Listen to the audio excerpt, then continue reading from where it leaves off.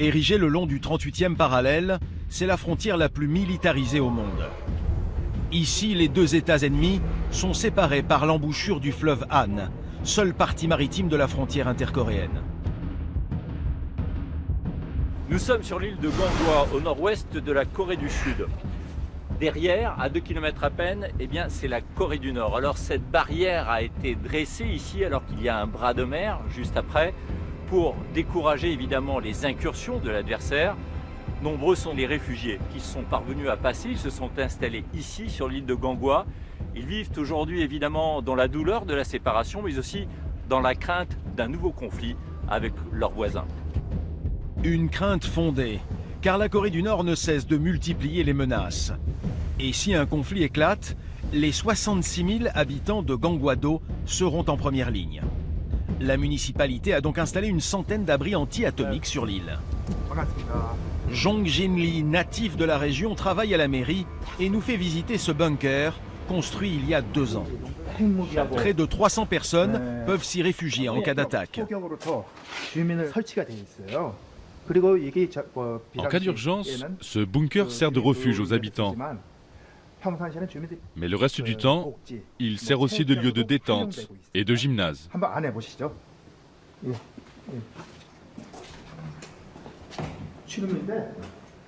Voici l'entrée. Cette porte est conçue pour pouvoir résister aux explosions nucléaires. Elle n'est pas verrouillée en ce moment. Mais il faut qu'elle soit bien fermée en cas d'attaque pour pouvoir protéger les personnes qui se trouvent à l'intérieur. Ça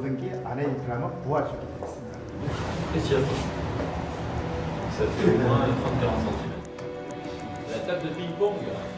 Le bunker a été aménagé pour y survivre en toute autonomie pendant plusieurs semaines.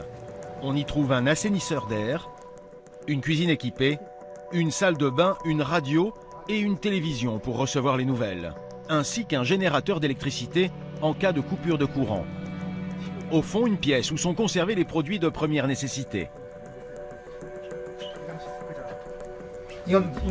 Cette pioche nous servira à reconstruire le voisinage.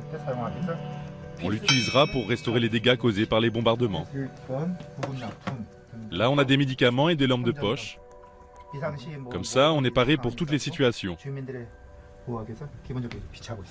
Et alors, et là-dedans, qu'est-ce qu'il y a? Il y a des masques à gaz pour se protéger l'appareil respiratoire des potentielles retombées de gaz chimiques.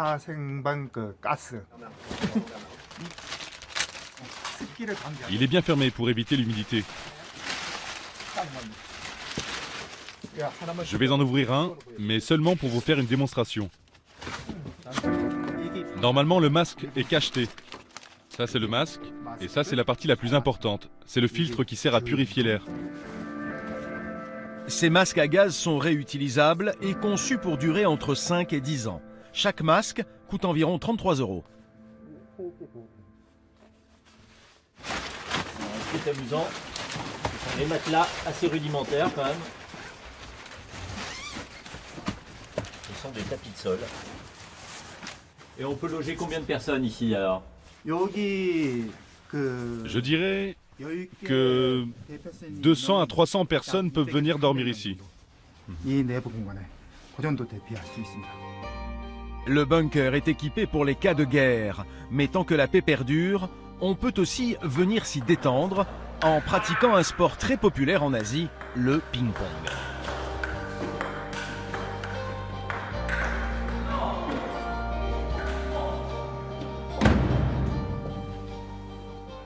On a l'impression que vous n'avez pas vraiment peur, alors qu'il y a quand même une crise internationale, il y a une montée de la tension, on craint une attaque de la Corée du Nord. Vous êtes tout près, à moins de 2 km, et vous n'avez pas vraiment peur. Vous avez l'habitude peut-être de vivre dans ce climat? Le plus important, c'est d'être bien préparé. On reste prêt à réagir. En cas d'attaque de la Corée du Nord, on pourra affronter tranquillement la situation et minimiser les dégâts. On fait tout notre possible pour faire durer la paix. Mais si la guerre éclate, on sera bien obligé d'y faire face. Quand le conflit commence, on n'a plus vraiment le choix. Mais dans l'histoire du pays, on a déjà subi plusieurs attaques d'armées ennemies. Et on a toujours su surmonter les épreuves. Merci beaucoup en tout cas de cette visite.